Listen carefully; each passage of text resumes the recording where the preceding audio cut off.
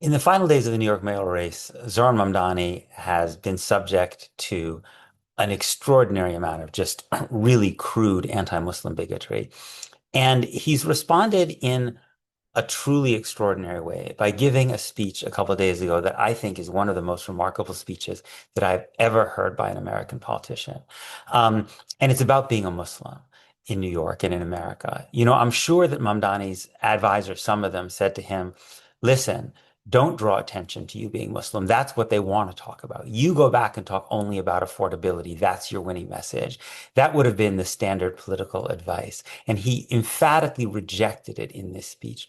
He gave a speech about being a Muslim man in New York and about demanding that he have the right to be all of himself, fully himself in his role as a public figure and as a New Yorker. And he writes that many Muslims were raised to believe that it is only in the shadows where Muslims could embrace the fullness of our own identities. That if we are to emerge from them, from these shadows, that it is in those shadows that we must leave our faith. And he rejects that explicitly. He says there are 11 days left in the campaign, and he says, I will be a Muslim man in New York each of those 11 days, and every day that follows after that. I will not change who I am. I will not change how I eat. I will not change the faith that I am proud to belong to.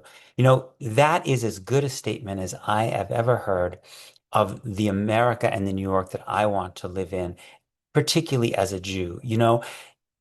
I remember my father, who was an immigrant from South Africa, my father of blessed memory. And I remember him telling me once that when he first came to Boston and he met a Jewish policeman in Boston, he was shocked that there were Jewish policemen because he had grown up in a place where Jews didn't bring themselves into certain kind of professions, where they knew their space, that they were not represented in the full panoply of kinds of jobs, especially jobs where you work for the government under an Afrikaner-dominated apartheid system.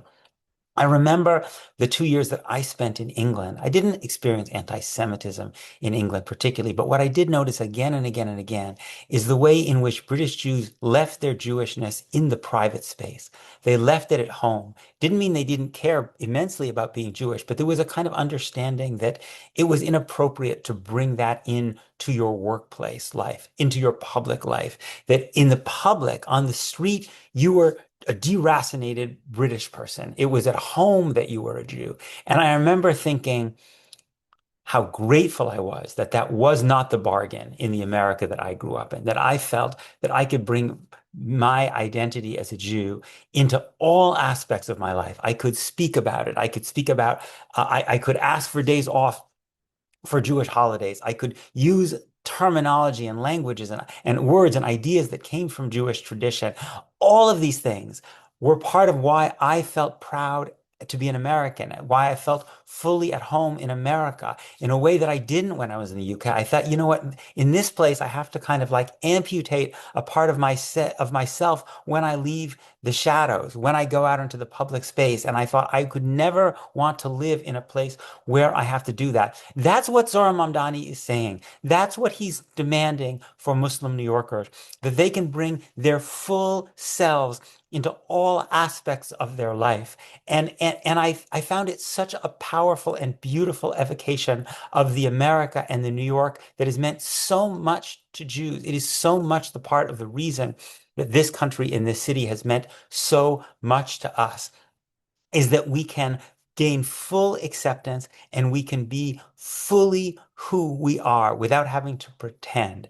And when I see many in the Jewish establishment making common cause with these anti-Muslim bigots, what I think is this is so profoundly foolish of you.